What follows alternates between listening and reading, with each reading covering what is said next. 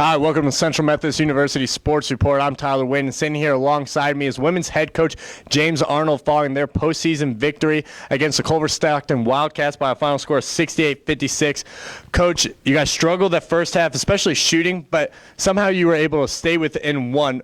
What allowed you to just stay in the game despite the shooting? Well, I thought defensively we showed up and did a pretty nice job. We worked really hard on defending a two-set screen that gave us some trouble at their place earlier in the week. And I thought the ladies did a really good job of being assignment sound and defending that. And fortunately, that's what kept us afloat because we really struggled offensively. You got to credit Culver for a lot of that because the way they guard and sag off, our kids aren't accustomed to that. And it clogs up the middle. Our spacing wasn't good. And we just weren't very good offensively. I thought that a combination of what Culver was doing to us, big crowd, bright lights, there's, when you're not used to winning playoff games and being in a ton of playoff games, there's that adjustment to that. But defensively, we've been pretty solid all year long. And once again, I thought the ladies did just enough to keep us alive going into the half. And that was big because we could have got out of hand if we wouldn't have guarded.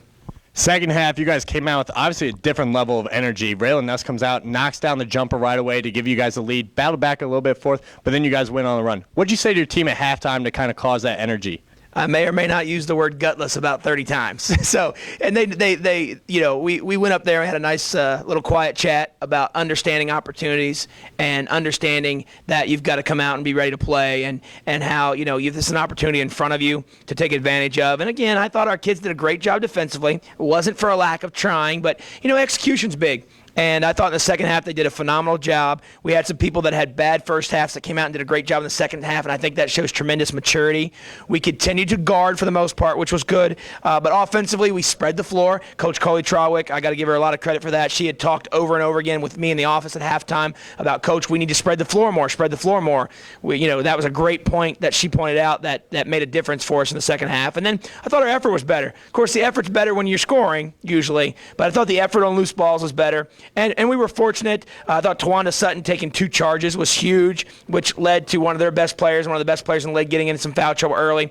But I'm really pleased with the effort in the second half, and it's something that we talked about, you and I, just a few weeks ago at a game that I said in the last 3 or 4 games, we need to get to the free throw line more. Mm-hmm. And we've done that in the last 3 games. Especially tonight, we did a great job of attacking gaps and getting to the line. Made a difference. Mimi Reeves, leading scorer in the conference play on the Wildcats squad. Brittany Joseph matched up against her, though, a lot of times. Held her to 8 points, wow. 3 of 14 shooting, too, as well. Just talk about the defensive play of Brittany Joseph. BJ's a beast. Just from a standpoint, and, this is a kid that offensively is, quote, limited and went out tonight, and I think she had 14. And even though she didn't have her normal rebounding night, she only had 7, which is still really good. She defended Mimi Reeves a ton, and she also went out on Plunkett, who's a point guard, another guard, and then at times is guarding post players. Brittany's been a special piece for us in that sense. I thought Samantha Gaither-Cole did a really nice job defensively tonight as well, which has not been one of her strong suits. But the fact that we were able to hold Mimi Reeves down, the Plunkett kid got some really nice looks, and she does a really nice job coming off of that screens, and it's a great job of hitting that mid-range jumper, as good as I've seen from a freshman in a long time. But, I thought we did just enough, and being able to pull away and take advantage of some timely fouls and some timely buckets, especially since we didn't shoot the ball particularly well at all. I saw you on Twitter talk about this a little bit today, just about your bench and the depth and how big of an advantage that is to you, especially in postseason play now, too, as we start seeing maybe a little bit more tired legs. Yeah. What kind of advantage is that for your team? Well, last year I thought we kind of came out a little bit similar in the first half last year, and we got ourselves behind to a good Graceland squad.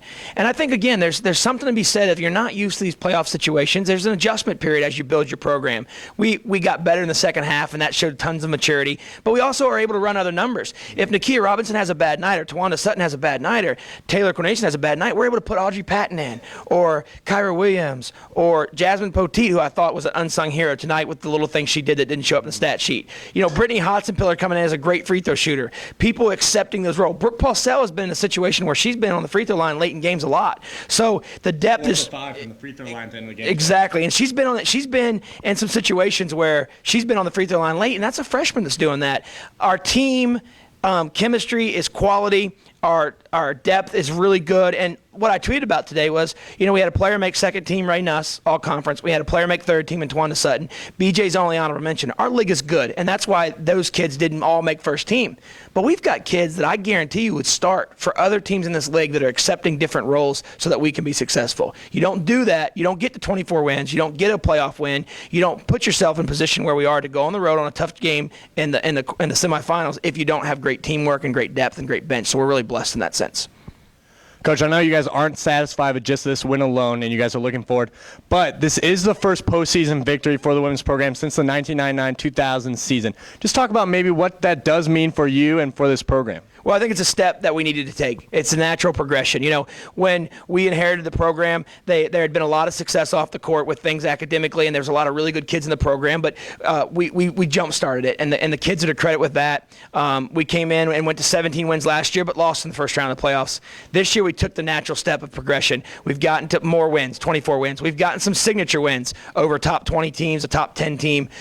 We beat a Division I team. Now we've won this playoff game. It's just the natural progression of where we need to be to try to get Central Methodist women's basketball back to where it was when Mike Davis was here on the Division II side, but yet we're making our own name and making our own waves and trying to do new things at the Division I level. So we're excited about where we're at. We're certainly not satisfied.